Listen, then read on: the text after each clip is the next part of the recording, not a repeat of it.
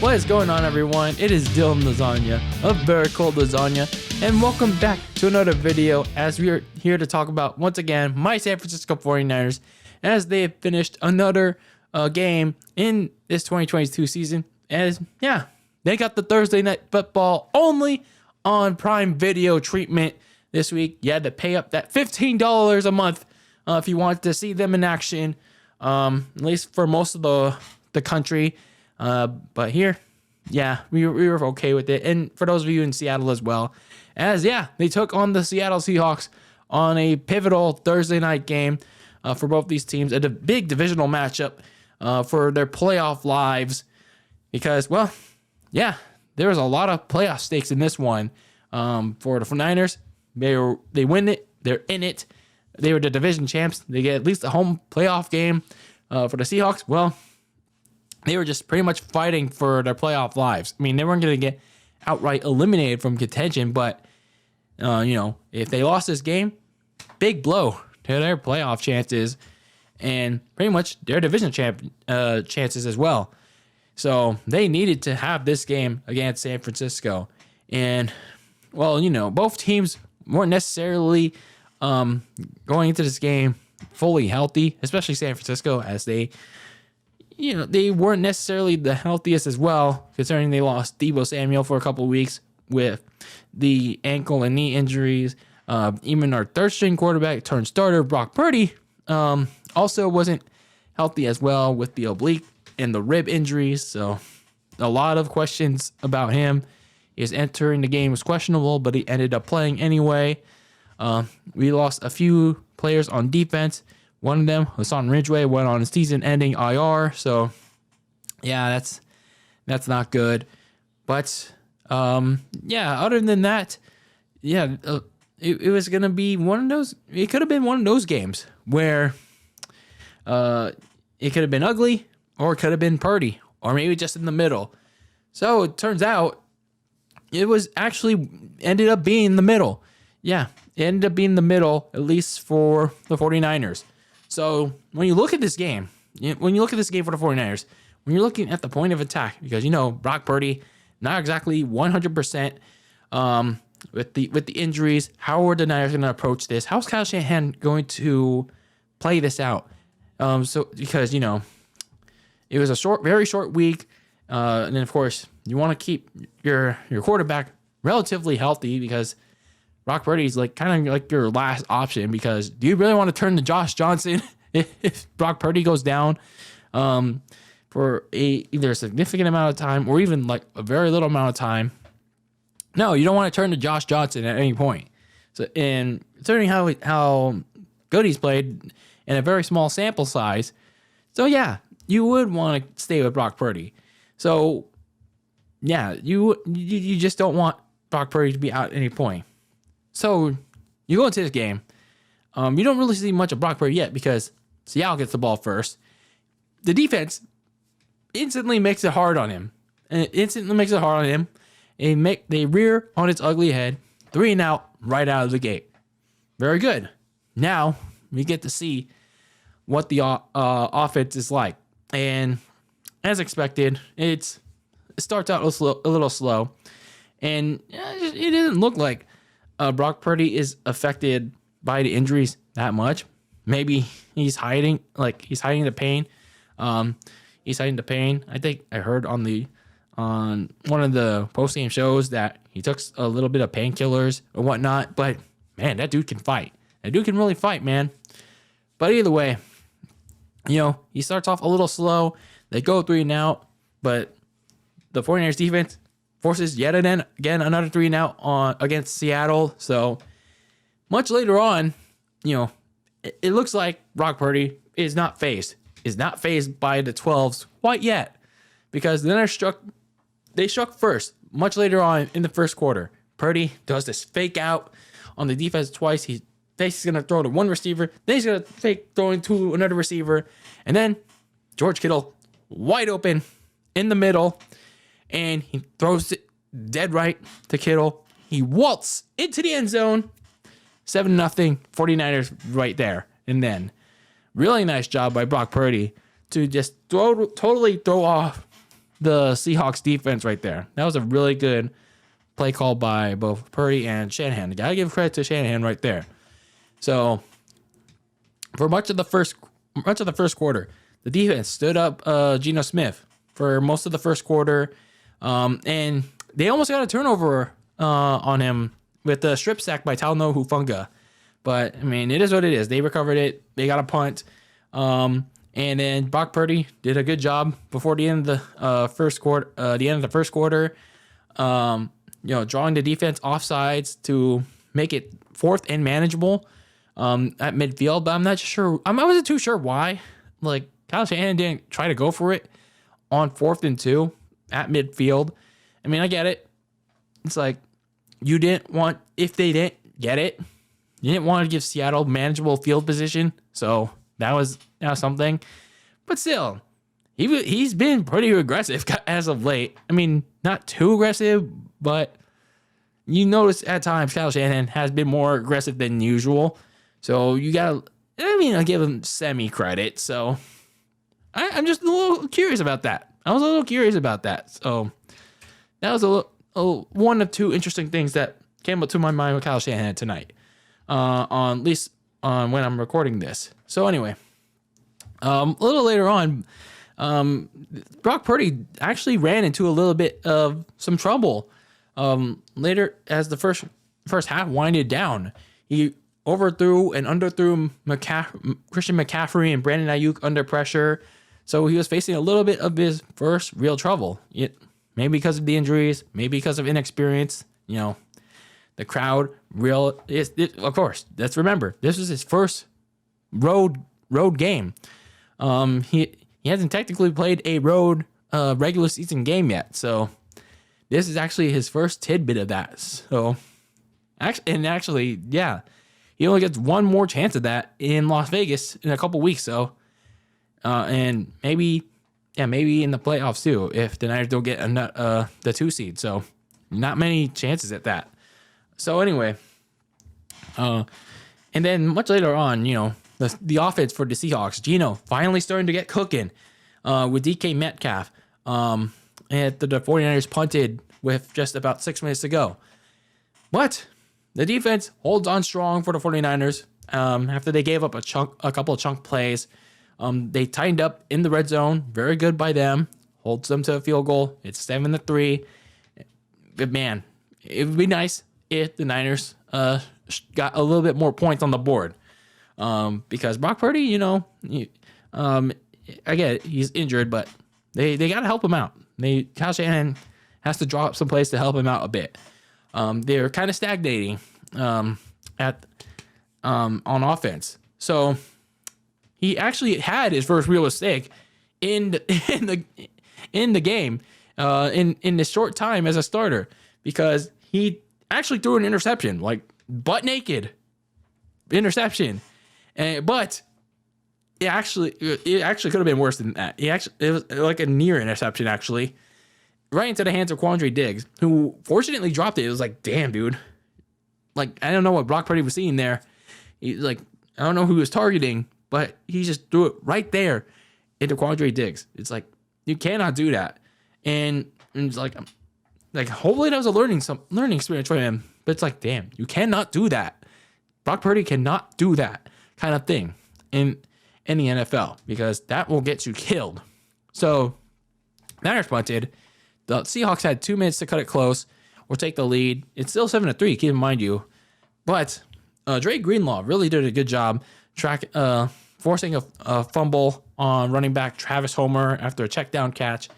And Charvarius Ward, who did a really good job covering DK Metcalf during the first half. And he recovered the fumble for a big return to the goal line. And that set up Christian McCaffrey to punch it in, make it 14-3 at halftime.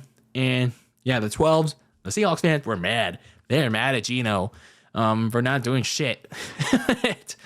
and hey, that's good. That's what they see in a good defense in the 49ers, okay? Their offense was being made to shit, okay? So we go to the second half, and Brock Purdy and George Kittle start things off with a big bang. bang, bang, as Brock found Kittle wide open. And Kittle scrambled past two Seahawks defenders for a touchdown. His second touchdown of the night, 21-3. And I gotta say, I said this needed to happen, and this is exactly what happened on Thursday. George Kittle doing exactly what I and many others need him to do, and that was step up, be that receiving target for Purdy with Deebo Samuel out, and that is exactly what he did. Like, we needed more of George Kittle, and we got it on Thursday. Thank goodness. But then, of course, for God's sake and reason, the zebras, the stripes, the white elephant in the room, they took away a pick six. Imagine how much that pick six could have put the game away right then and there. How much it could have deflated Seattle's hopes and dreams of beating the game. Diomondre Lenore taking that pick six to the house. But, of course, they flagged Nick Bosa for roughing the passer. It's like, gee, we really are playing a real-life version of sarcastic ball. Like what was he supposed to do? What was Nick Bosa supposed to do? What was he supposed to hug him? Was he supposed to flag him for a safety or something? Like, what you want to tuck him into bed? Put a pillow on him? Like, refs. Like, I don't even know if whatever rule change they're going to do in March, or discuss in March about making roughing the passer reviewable or ejectable, is going to solve anything. Honestly, this rule change is this rule of putting your full body weight, and that's roughing the passer, it's already stupid enough. It's like, this is still a real life version of sarcastic ball. I highly recommend watching that episode of South Park right away. But anyway, the Niners, after a crap ton of penalties get thrown at them, it's 21-6. After they only hold on to them for a field goal. But man, it's like the Niners offense was kind of stagnating a little. Purdy does get one nice play in on a 3rd and long with Ray McLeod, but it's just like the referees were really trying to get to make it a interesting game in favor of Seattle. Like, come on, man, it's so obvious you want Seattle to try and claw back in this game, because they were calling 3 penalties on San Francisco on one play. One play. Like, what's wrong with you? It's like, you clearly want something against us. You really want something against San Francisco, but not one penalty for Nick Bosa. And in fairness, though, they did call some holding calls on the Seahawks offensive line and some offensive pass interference on DK Metcalf. So, and that's in fairness, but come on. The very stupid ones on the 49ers. Like, really? Come on now. So anyway, much later on, there were some weird things that happened in the fourth quarter. Kyle Shanahan decided to challenge a completed Marquise Goodwin catch. Heaven knows why, but yeah, that was kind of weird. It didn't amount to much anyway, because Geno Smith did get sacked anyway after that. Seattle then tried to force San Francisco to play with the clock, but Kyle Shanahan actually got aggressive and threw the ball on a 3rd and manageable to Tyler Kroft. So, damn, I didn't think Kyle Shanahan would actually get aggressive on that one. And unfortunately, though, they were in field goal range, and of course, like it's been the theme all season, Al Michaels decided to get on the fun, because it's the fucking fun thing to do, and get in on the announcers jinxing the kicker theme of 2022. It's like, what is wrong with these announcers putting up all these stats of, oh, this kicker has made X% of their kicks, of their field goals this season, and oops, they missed it. It was like, what the fuck is wrong with you? What the fuck is wrong with these announcers saying all these stats or saying, oh, they're going to make this kick. And then, nope, they missed it. It's like, can they shut up when the kicker is about to try to attempt a field goal? Like, for once. And then, again, you don't want dead air on their broadcast. But, like, can they talk about something else other than jinxing the kicker? Like, please, for once. Don't be like Jim Nance. Don't be like Tony Romo. Don't even be like Kevin Harlan. I mean, I love Kevin Harlan, but can they not jinx the kicker? My God. Like, kickers have been not as good as they've been, except for Justin Tucker and a couple others, but they have not been good in clutch situations because announcers keep jinxing them. Shut up. When they're attempting a kick. Like, my God. You're not helping anyone. So anyway, the defense actually broke down after this because the Seahawks played hurry up. They scored a touchdown via Noah Fant to make it 21-13 with over 3 minutes left.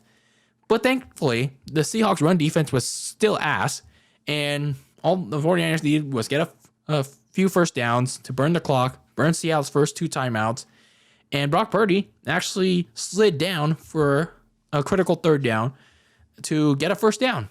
And Pete Carroll actually helped the cause. He challenged the Brock Purdy 3rd down run, and he quickly lost the challenge. So, bye-bye timeouts. And Jordan Mason pretty much ended the game with a big run, and he almost scored a touchdown.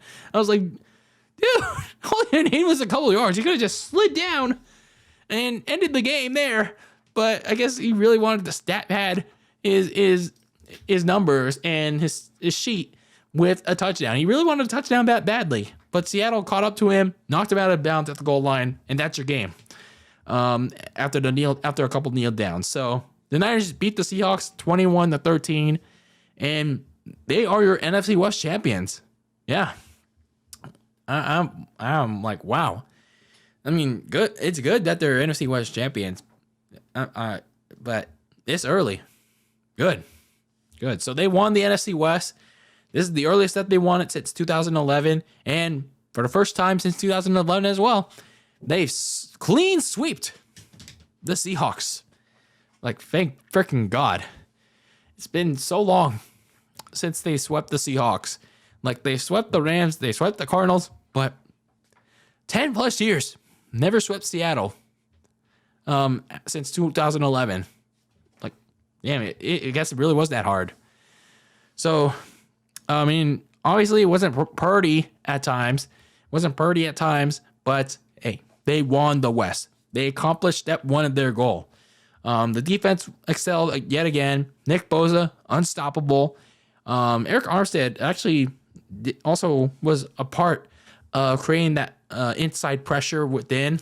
I mean, Nick Bosa was the man on the defensive line, swarming Geno Smith. But Eric Armstead also did a good job netting pressure along with the rest of the defensive line and everyone else in coverage in the secondary. Aside from that breakdown in that touchdown by Seattle, they did a good job swarming in coverage and tackling. Dre Greenlaw, Azeez Al-Shaair, they swarmed whenever Tyler Lockett or Kenneth Walker touched the ball. Charvarius Ward was locking down DK Metcalf very well. It was they were like hornets. They were hornets in Seattle today. Or when I'm making this.